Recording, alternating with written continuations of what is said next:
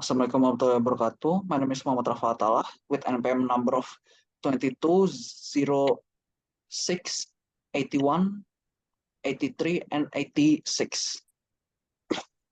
Now I will present about my yesterday quiz answer about answering the 4 questions that Mr. Ahmad Indra gives yesterday. So for the first question is about what is my understanding about die5 concept. So in my opinion, the die5 concept is about a methodical approach of problem solving in engineer problems using the numerical methods. So with this concept, the purpose of this concept is to make numerical methods when problem solving in an engineer problems easier. And as the name implies, die5 concept consists of 5 steps of problem solving. The first one is about intention, which is the very first of all the step. And in this step, intention, it focuses on the making sure of ourselves to understand what is the goal of our problem solving when facing or encountering a problem in an in our engineering studies and engineering job later on. So if we know what is our objective and we have a sheer will and intention to do that, we will be less prone to get strayed or get lost in our way to achieve our goal. And I will tell about my case directly for number 2 to save up some time. So in my problems is about solving an engineering problems to find the displacement of my ship, and a ship is not a perfect shape like a rectangular or like a circular tube or something like that. So I have to use some numerical methods in order to find it. And one of the famous one, actually, it is one of those lecturers taught me about, is using the Simpsons factor. So my intention is to find how to find the displacement of my ship, which shape is not perfect, using these methods of numerical methods approach. So head to the next step. The second step is about initial thinking, which is about making a track that I said earlier. So if we know what is our track to find the solution for the problem, we will have a way or a clearer path to find the problem solving of our engineering problems. And in this step, we can use the fundamental question approach, the 5W and 1H, what, why, when, who, and how. So we can understand the problems easier and making sort things off into the something that we know what we have to do next. So in initial thinking, what do I do is compile some data like the length of the ship, the draft of the ship, the draft height, I mean, and the grid molded of the ship, and also the seawater density, and also the length of the station, and of course the number of the stations and the number of the waterline heights. And the next step is idealization. In this step, since we're facing a real world problems, like I said earlier, shapes are not easily perfect shape like a circular tube or a rectangular. So when doing this, I make 21 stations.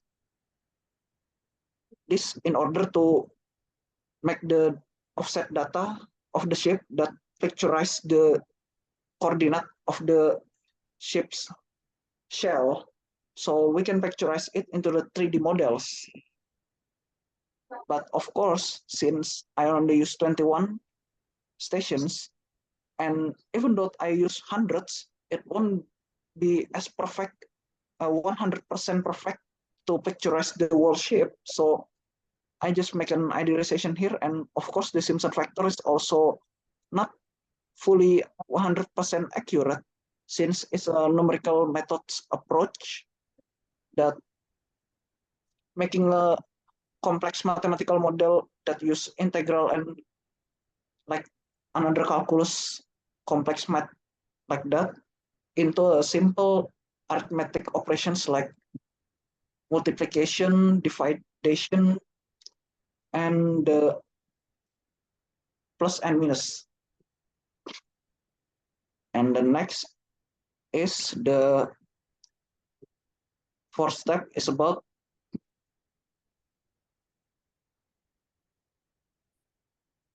the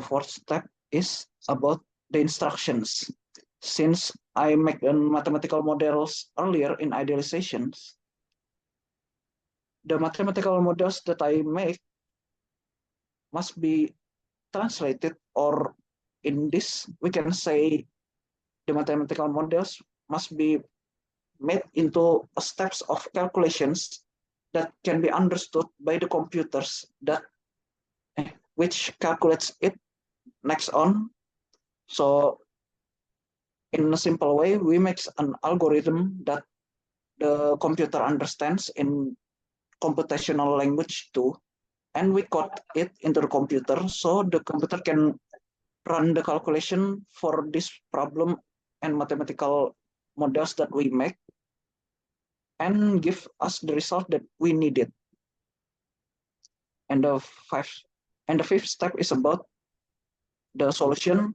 So after the computers calculate the results and gives us the values or numbers about it, and of course with the error value, since like I said earlier in the idealization steps, that since it's not a perfect calculations, and of course there's an assumption that we make earlier in idealizations, so that there's no calculations that holds the perfect truth, since the truth is always belongs to the God.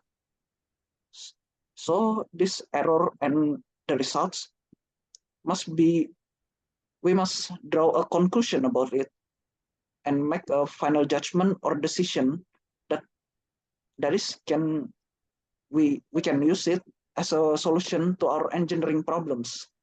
Like after I found the area of the water plane, well, if I calculate it using under software, it might gives me different results. So I must make an iteration again about it until I find the lowest error value on it. And after the water plane area with the lowest error, I found the area of water plane area with the lowest error. I can do the second Simpson calculation again with all the 11 water lines and calculate it to find the volume of the ship and multiplies it with the seawater density to find the displacement of the ship with the units of measurement of mass unit, so kilogram or tons. Actually, we often use tons in ships since ships is a very large objects. And the conclusion that I make this will be beneficial for my job, like the displacement. I know the displacement of the ship, so I know how much the ship can carry a load, the payload cargo, which is very crucial since the owner has set some cargo that we must fulfill in the owner requirements. So for the third, for number 3, about my opinion about DAI5 use in this learning process, DAI5 is very useful methods or approach, since numerical methods can be hard to picture. No, it's hard to make the tracks of it, and to stay on the track it's quite hard since it's consists of a variety of complex steps. So these DAI5 methods will make us stay to the track, and also will make us stronger, have a stronger sheer will, so that we don't give up easier, since we always stay conscious of our intention in the first place, that we must solve this problem. And of course, as for our self-evaluation, that this calculation is of course not perfect, and only God possesses the truth for all of these worlds, including the words physics and calculations.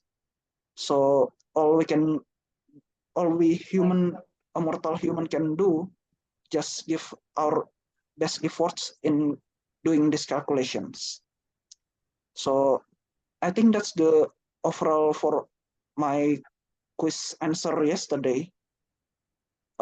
Thank you very much for